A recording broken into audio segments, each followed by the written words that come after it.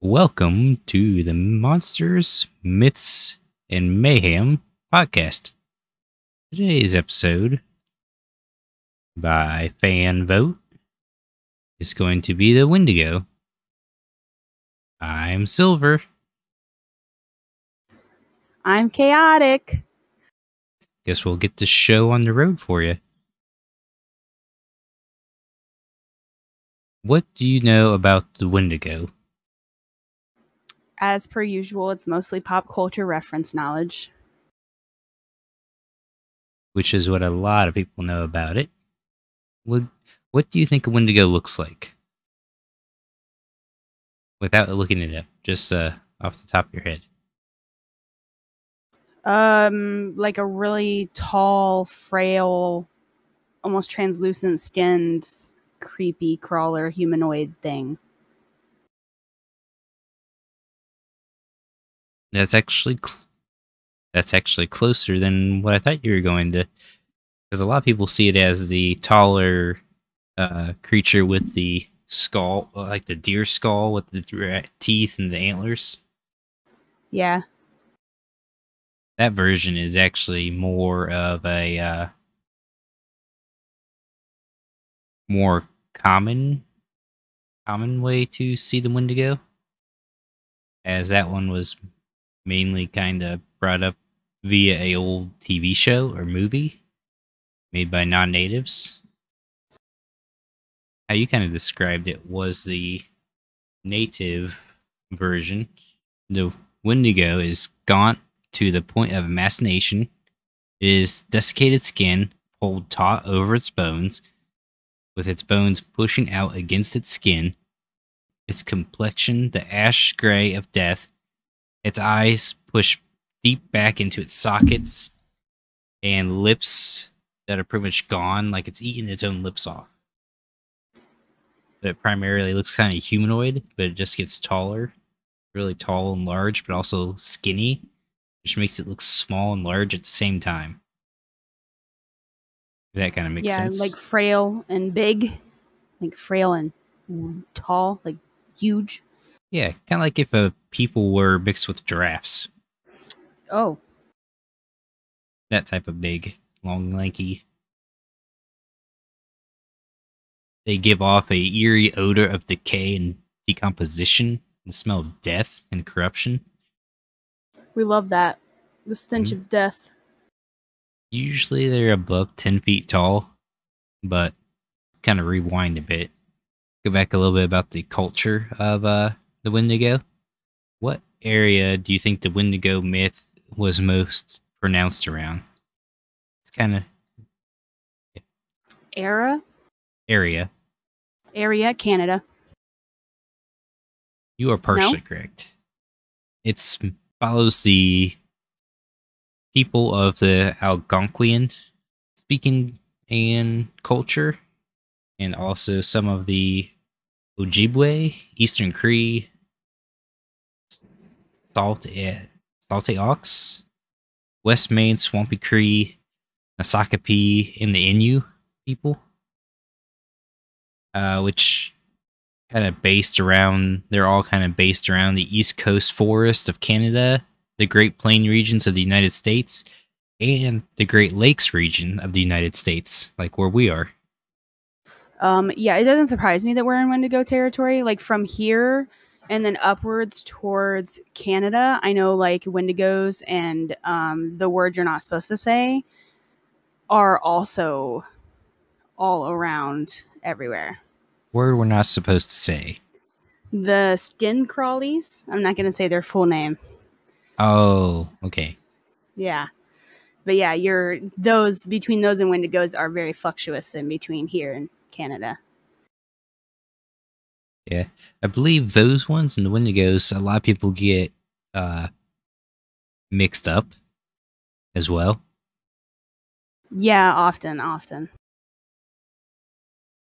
Which I didn't look too much into them, so I can't really comment on those guys. But as normal, the wendigos are mainly seen during the winter when food is low and storms are usually strongest, because the wendigo, how am I going to word this to translate it right? What a wendigo pretty much is a spirit that is said to possess people when they eat human meat, which then slowly transforms and turns them into wendigos. Even if you accidentally consume human meat by accident, they can still come and possess you. They are malevolent spirits. Their appearance does vary depending on the tribe, but it's mostly the same. Some adds fur, about the color of white, usually blood-stained. But they also have hearts made completely of ice. Is one of their big characteristics I've seen that goes in between all of them.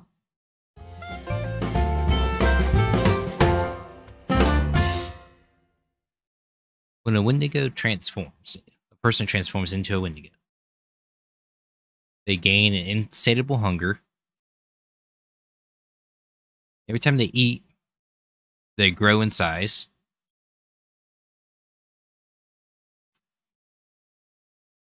So they just keep on growing the more they eat. And the more they grow, the more hungry they get. They do not lose their human intelligence, nor their ability to use tools. There has been cases such as one I seen was there's this story of a wendigo that captured a small native boy. He used this boy to go into villages. The boy got food for himself and ate. When the boy was there, he warned the chiefs and everything about the wendigo being out in the field.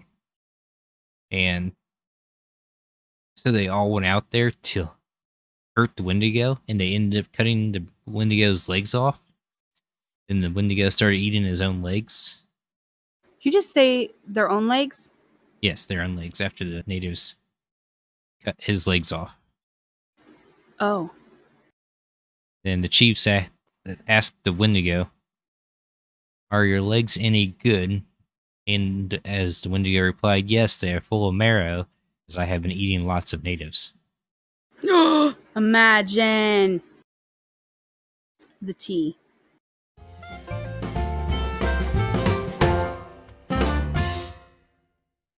Did you know there is actually a medical term related to wendigos?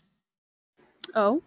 Mm-hmm. Kind of like how most myths and stuff get their own medical term per their own, like lycanthropy is werewolves, and lunacy is like from the goddess Selene in the moon. Yeah. The wendigos is called wendigo psychosis. It's kind of a disputed modern medical term, but wendigo psychosis, some psychiatrists consider it a syndrome that creates an intense craving for human flesh and a fear of becoming a cannibal. Ironically, this psychosis occurs within people living around the Great Lakes of Canada and the United States. Wendigo psychosis usually develops in the winter in individuals who are isolated by heavy snow for long periods of time. The initial symptoms are poor appetite, nausea, and vomiting. Subsequently, the individual develops a delusion of being transformed into a wendigo monster. People who have wendigo psychosis increasingly see others around them as being edible. At the same time, they have an exaggerated fear of becoming cannibals. The most common response when a person shows signs of wendigo psychosis was a curing attempt by traditional native healers. In past cases, if the attempts failed and the possessed person began to threaten those around them or to act violently or antisocially, they were executed. There have been reports regarding Oh, this hang on. Imagine having anxiety and just not wanting to come out and them being like, wendigo. I would not have survived. I 110% would have just been like, I just don't feel like being around people. And they'd have been like, that's the no-go. If you haven't hurt no one, I'm pretty sure you'd be okay. They get questionable. They get questionable. You get too internally too hoardy to yourself. They're like, Well, that's kind of funny because I was also reading, because I got into like this rabbit hole of culture bound syndromes, which is what wendigo psychosis is, because it's only bound to the Algonquian people. right. And there's another one that's bound to another group of natives in America, where it's like being sad, not eating. If you're being sad, not eating, feel like you can't breathe sometimes. I literally can't breathe right now. What is this? Why are you listing off my symptoms, homie? They call it a ghost sickness in the tribes. And in order to cure it, they don't kill you. They hold ceremony. They hold a giant ceremony where everybody gets together, and it's said to kind of cure it for a bit or hold it off. Which, It like was you called said, anxiety. That was depression and anxiety. They were like, "Oh, are you feeling a little depresso espresso? Come out and playing out with everybody else." yeah, so you can kind of see that kind of the newer medical terms mixing with the old ones because they had that kind of idea that something was going on. I didn't get too far into ghost sickness, so I can't really speak too much on that. And then there was another one where I think it was like Cura, where people ate they supposedly demon brains, and they just kept getting more and more crazy, seeing more different things. Could be an effect of eating so much human flesh or human brains that they thought were demon brains that caused it. But there's a whole list of kind of crazy culture bound stuff. Psychology is kind of debated still, but there have been actual reported cases and deaths and trials for wendigo psychosis. The most famous one is the case of a trapper or Plains Cree trapper from Alberta called Swift Runner. Have you heard of that one? I have not. So this was documented back in 1878. The trapper called Swift Runner, he suffered one of the worst cases known. He was a trader he was a trader with the Hudson Bay Company. He was married, and he was also a father of 6 children. He used to also serve as a guide for the Northwest Mounted Police. Okay. In the winter of 1878 to 1879, Swift Runner and his family were starving along with numerous other families. His eldest son was the first to die of starvation. And at some point, Swift Runner succumbed to wendigo psychosis. Though emergency food supplies were available at Hudson Bay Company Post, which was about 25 miles away, he did not attempt to travel there. Instead, he killed the remaining family members he had, and he consumed them. He acted like nothing happened. After the winter passed, he went back to out and everything, and his people were kind of wondering where his family was. And eventually, they got him to lead them back to his campsite for the winter, where they found human remains, gnawed on bones, broken bones for the marrow. Where then Swift Runner finally confessed that he killed and ate them all. Oh. Oh. Mhm. And he blamed it on wendigo psychosis that he turned into a wendigo. Right. He was also then executed by the authorities at Fort Saskatchewan, Beautiful. which was, I believe, also the first time Canada had a.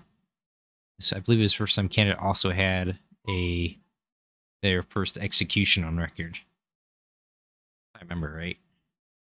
The first actually reported case of wendigo psychosis, or the mentioning kind of these creatures, was in a 1661 Jesuit relations document. The document stated, "What caused us greater concern was the intelligence that met us upon entering the lake, namely, that the men deputed by our conductor to summon the nations to the North Sea and assigning them a rendezvous where they were to await our coming had met their deaths the previous winter in a very strange manner. Those poor men, according to the report given, were seized with an ailment unknown to us but not very unusual among the people we were seeking. They were afflicted with neither lunacy, hypochondria, nor frenzy, but have a combination of all these species of diseases, which affect their imaginations and cause them a more than canine hunger. This makes them so ravenous for human flesh that they pounce upon women, children, and even upon men, like veritable werewolves, and devour them voraciously without being able to appease or glut their appetite, Mm. ever seeking fresh prey, and more greedily the more they eat. This ailment attacked our deputies, and as death is the sole remedy among those simple people for checking such acts of murder, they were slain in order to stay the course of their madness." So this document is kind of giving you the more kind of the ailments symptoms as they were craving human flesh and everything. I found it interesting that these people back in 1661 knew of werewolves and knew enough that they compared them to werewolves.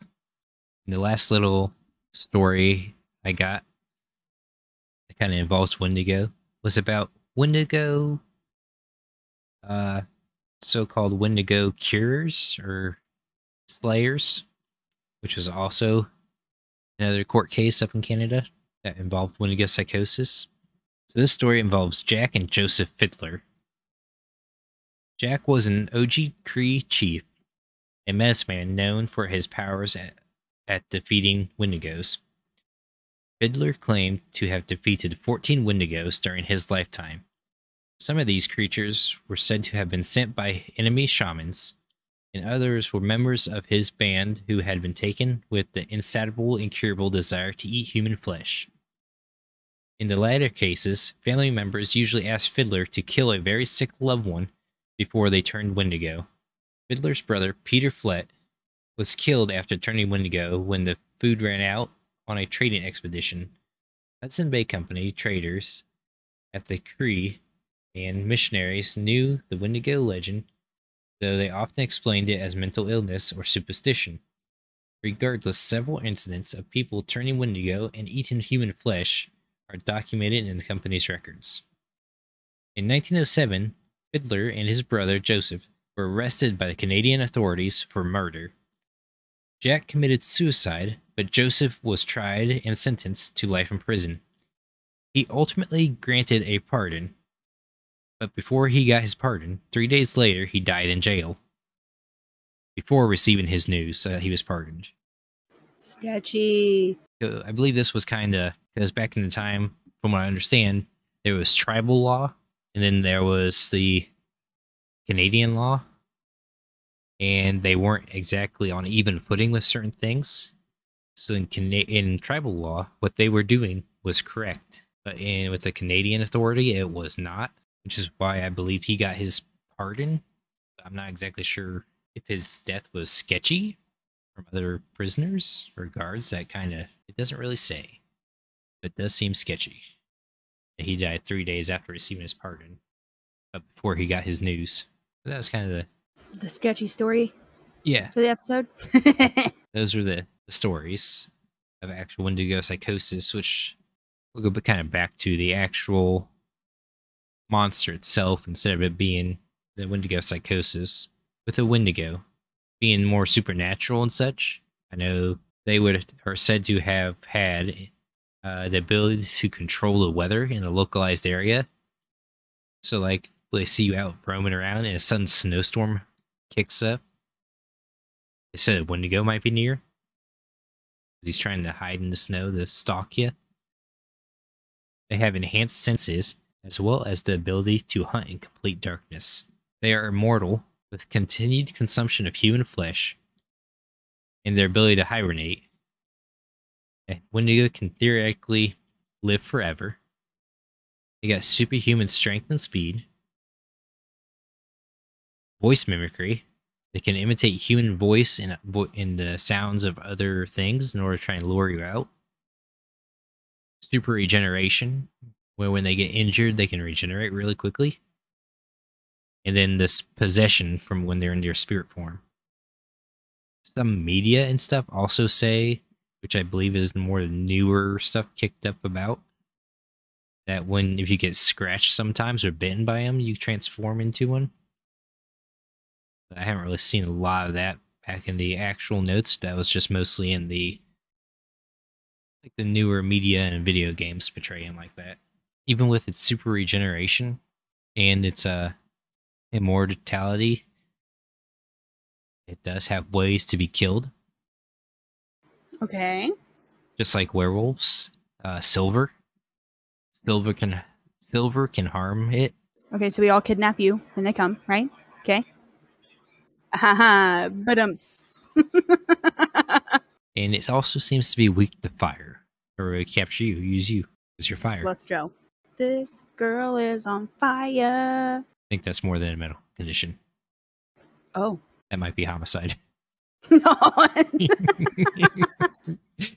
But so you need a silvered or silvered weapon in order to harm them. To kill Wendigo, you need to cut it apart, cut out its icy heart from its body, burn the body till there's nothing left, then throw the icy heart in a separate fire, and then you burn that until it all melts away.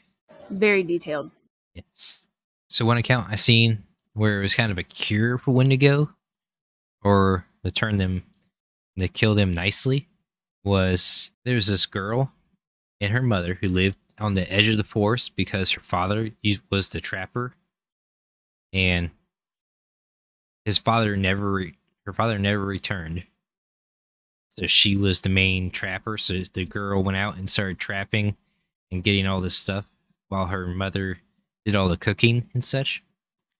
Well, she was out wandering in the woods, checking all her traps even more because there was less and less food available. So she was checking the traps more and more. When she walked out further than she normally had, she spotted a Wendigo roaming the snows, and it stared directly at her. So she started slowly backing away, and the Wendigo started slowly coming after her, just kind of mimicking her speed till it got beside her, just through a couple of trees.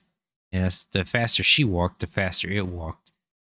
She eventually made it back to her house and where she took off at a mad dash, and it did as well, but she made it into her house and closed the door. Where then there was a gently soft knocking at the door. She told her mom not to open the door, it was a Wendigo. Her mother opened the door, and standing there, above the door, bigger than the door frame, was the Wendigo. Her mother invited in for food, because they had caught a rabbit. So they were going to have rabbit stew. The girl and the Wendigo both sat down at the table as the mother prepared the soup. And as the mother gave the girl her first bowl, and the Wendigo started sculping down the food as fast as it could. As the girl was eating, then the Wendigo put it down like she wanted more. So the mother gave the Wendigo I don't more. have good vibes. I don't have good vibes. This isn't a good story. The Wendigo wanted more. So the Wendigo got more. Got the mother's share. The girl had finished her food by then. So the Wendigo finished that one and wanted more. So the mother gave Wendigo all the broth. Wendigo wanted more. And insatiable hunger. So the mother, scooping still out of the pot, it seemed like, but it was instead scooping ashes out of the fire and gave the Wendigo the coals from the fire Oh, in his soup. So that when the Wendigo sculpted it down, it burned his insides and melted his icy heart. oh, so mom was like, "I gave you all my soup, and you're still not appreciative. Take this death instead." Yes. I can't really remember the end of the story since I only heard it once, but it either killed the Wendigo by melting his heart or changed the Wendigo back in from the Wendigo into the girl's grandfather. Oh, spicy. The only stories I know again are like pop culture is, like basic stories. The stories you've been telling are really close to one of my favorite depictions of the Wendigo, which would be Until Dawn, the game. Their depiction of Wendigos is pretty close to what you've been talking about. The only difference is that they talk about they lean a little bit more towards the Wendigo spirit, like the actual possession of the Wendigo spirit, without even trying the human blood thing or the human skin. It does a real good at bringing about the story of the Wendigo. Yeah, that one, and then I like Teen Wolf. Songbird and I watched Teen Wolf together, and they had a Wendigo that was in that. That was really cool. That one was a little different because it was like a shifter Wendigo, so they never like shifted into like the full-fledged, tall, gangly, creepy guys. They just like got super sharp teeth and like their jaws disconnected a bit to open their mouth, and they were kind of like glowy eyes, but that was about it. Supernatural also has Wendigos. Actually, the second episode, season 1. Oh, well, you know what? That's the only season I've watched, and I couldn't tell you that from the back of my head. So It's new because I looked it up. It also kind of looks like the human, more human-faced Wendigo. In an unsuspecting place, you'd find Wendigos. My Little Pony. My Little Pony has here Wendigos. Oh, yeah. What in the sorcery? Yeah. I believe that's more of the skull-faced Wendigo. Right. Just like in Ancient Magus Bride, which is a really good anime. One of the main characters, his backstory, Elias Ainsworth. His backstory kind of leads to him being a Wendigo into it, but it never actually comes out and says it. But he has the skull face with the antlers, and then it pops up in a bunch of other movies and TV shows as well. You just search Wendigos and TV shows, Wendigos movies, they'll just pop it up. Time for the mayhem.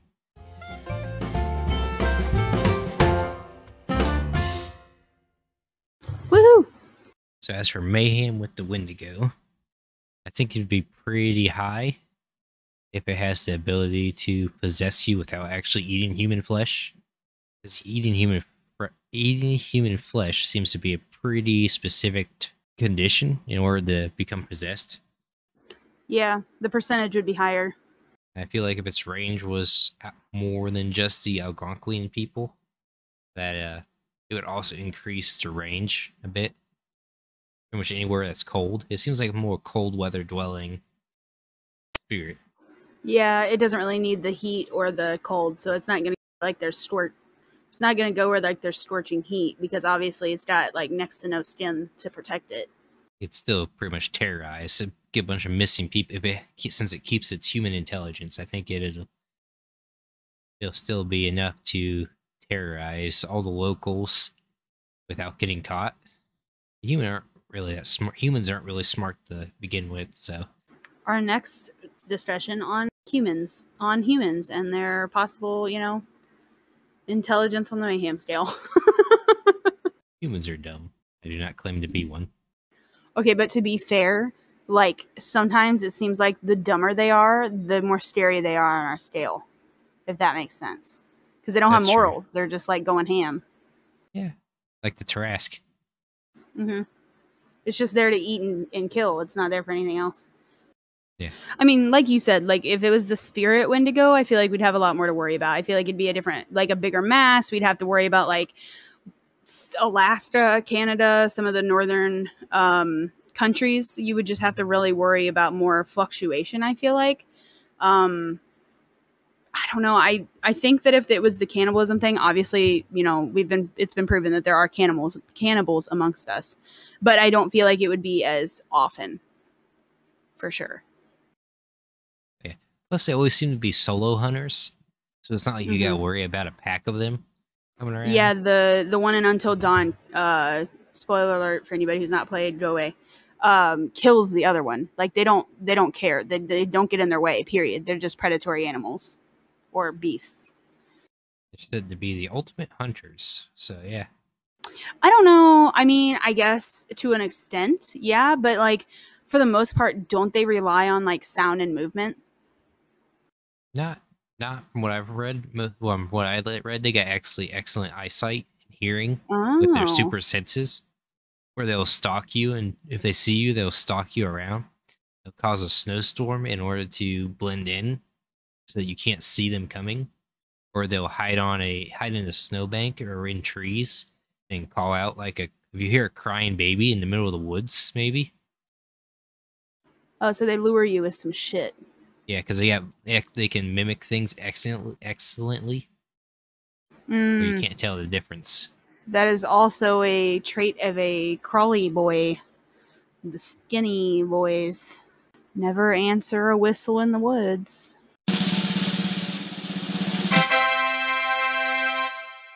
Shout outs to Mondi, Thor, yes, Ruby Hummingbird as well. Had to think about that one. Yes. They're all tier 2 patrons, so they get their names shouted out on the podcast. Thank you. Thank you and good night. Roll the outro. Join us again next Monday on Monsters, Myths, and Mayhem, found on Apple Podcasts, iHeartRadio, Spotify, and Anchor.fm. Silver and Chaotic talk about how monsters and myths came to be and how they would be received in modern-day society. Follow, like, and subscribe to support. Also find the podcast on Twitter and Discord with the links below to keep up to date with the newest merchant activity. Besides, who knows what mayhem we will get into next.